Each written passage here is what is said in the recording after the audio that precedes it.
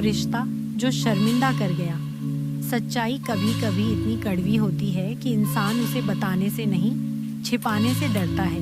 लेकिन जब डर प्यार से बड़ा हो जाए तो एक खामोश सा तूफान जन्म लेता है। नेहा, क्या बात है, आजकल तुम कुछ बदली बदली सी लग रही हो, पहले जैसी नहीं रही। मिलने को कहो तो बहाने बनाती हो, फोन करो तो ढंग से बात भी नहीं करती। कहीं हमारे बीच कोई और तो नहीं आ गया? रवि ने शिकायती लहजे में अपनी प्रेमिका से पूछा। नेहा ने तुरंत जवाब दिया, नहीं रवि, ऐसी कोई बात नहीं है। मेरे जीवन में तुम्हारे अलावा कोई और आ ही नहीं सकता। रवि और नेहा लखनऊ के निगोहा थाने के एक गांव धर्मपुर के रहने वाले थे। दोनों के बीच काफी समय से प्रेम संबंध चल रहा था। रवि ने फिर कहा, फिर भी मुझे लग रहा है तुम मुझसे कुछ छुपा रही हो। देखो, डरने की कोई जरूरत नहीं है। जो भी बात है मुझे बताओ, हो सकता है मैं कुछ मदद कर सकूं। नेहा का चेहरा गंभीर हो गया। रवि, एक दिन हमें मेरे मौसा राजेंद्र ने साथ देख लिया था। अच्छा, उन्होंने घर में किसी को तो नहीं बताया? नहीं, अभी नहीं बताया, लेकिन वो बात छुपाने की कीमत मांग रहे हैं। कितने पैसे? रवि ने तुरंत पूछा। पैसे नहीं, वो चाहते हैं कि मैं उनके साथ सो जाऊं, वरना वो घर में सब बता देंगे। नेहा के चेहरे पर डर और तनाव साफ झलक रहा था। रवि को गुस्सा आ गया। तुम मुझे उनसे मिलवा दो, हम उसकी हालत ऐसी कर देंगे कि वो किसी को कुछ बता ही ना सके। सगा रिश्तेदार होकर ऐसी बातें करते हुए उसे शर्म नहीं आई। तुम उनके लिए बेटी जैसी हो और वो शादीशुदा होकर ऐसी बात बोल रहे हैं। रवि का गुस्सा बढ़ता जा रहा था। हाँ, मैं उनकी पत्नी की भांजी हूँ और वो मुझसे 15 साल बड़े हैं। लेकिन फिर भी, रवि ने कहा, अब अगर वो फिर से कुछ बोले तो मुझे बताना, हम उसे सबक सिखा देंगे। राजेंद्र यानी नेहा के मौसा लखनऊ के सरोजनी नगर थाने के रहीमपुर गांव के रहने वाले थे। ठेकेदारी करते थे। पत्नी रमा और 2 बच्चों के साथ खुशहाल जीवन जी रहे थे बाहर से, लेकिन अंदर से एक शैतान।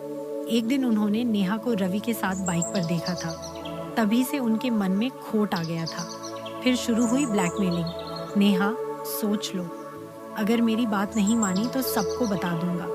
तेरे माँ बाप तो वैसे भी गुस्से वाले हैं, बिना सोचे तुझे घर से निकाल देंगे। नेहा डरती रही, चुप रही, सोचती रही कि शायद मौसा का दिमाग ठिकाने आ जाएगा। लेकिन ऐसा नहीं हुआ, बल्कि एक दिन वो खुद उसके घर पहुंच गया। नेहा, क्या सोचा तुमने?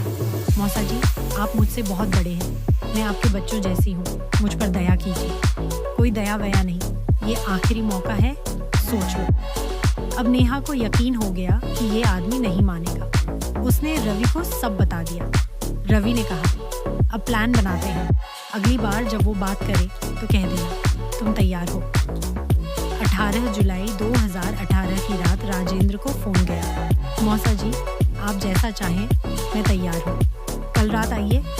राजेंद्र को यकीन ही नहीं हुआ। खुशी में झूमते हुए घर से निकला। पत्नी को बताया, एक दोस्त के यहाँ बर्थडे पार्टी है, वहीं जा रहा हूँ। वो गया, लेकिन कभी वापस नहीं आया। अगली सुबह एक फोन ने रमा की दुनिया हिला दी। आपके पति की लाश मिली है फार्म हाउस के पास। थोड़ी ही देर में राजेंद्र की लाल बाइक 22 किलोमीटर दूर एक गड्ढे में मिली। मोबाइल की कॉल डिटेल्स निकाली गईं। 3 नाम बार बार आ रहे थे, नेहा, रवि और रवि का दोस्त विक्की। पुलिस ने नेहा से पूछताछ शुरू की। हमें सब पता है, बस इतना बता दो, हत्या क्यों की गई? नेहा सीधी सादी थी, डर गई और टूट गई। उसने सब सच बता दिया। राजेंद्र मौसा ने मुझे ब्लैकमेल किया, मेरी मजबूरी का फायदा उठाना चाहा, इसलिए मैंने रवि और विक्की के साथ मिलकर उसकी हत्या कर दी। उस रात नेहा ने मौसा को फार्म हाउस के पीछे बुलाया। वो आया, अपने सपनों में खोया हुआ। नेहा उसके साथ थी। रवि और विक्की झाड़ियों में छिपे थे। जैसे ही मौसा ने नेहा से इश्क भरी बातें करनी शुरू की, रवि ने लोहे की रॉड से उस पर हमला कर दिया। राजेंद्र वहीं मर गया। खून से सने कपड़े, हथियार सब जमीन में दबा दिए गए। रवि उसकी बाइक लेकर भागा। विक्की ने नेहा को उसके घर छोड़ा। नेहा, रवि और विक्की तीनों गिरफ्तार। कभी कभी एक लड़की को चुप रहना नहीं आता, और कभी उसे चुप रह जाना ही पड़ता है। लेकिन जब हद पार हो जाए तो चुप्पी भी एक ज्वालामुखी बन जाती है। ये थी कहानी नेहा की, जिसने डर के आगे हथियार नहीं डाला, इंसाफ खुद लिया। ऐसी और कहानियों के लिए चैनल को लाइक करें, सब्सक्राइब करें और बेल आइकन दबाएं।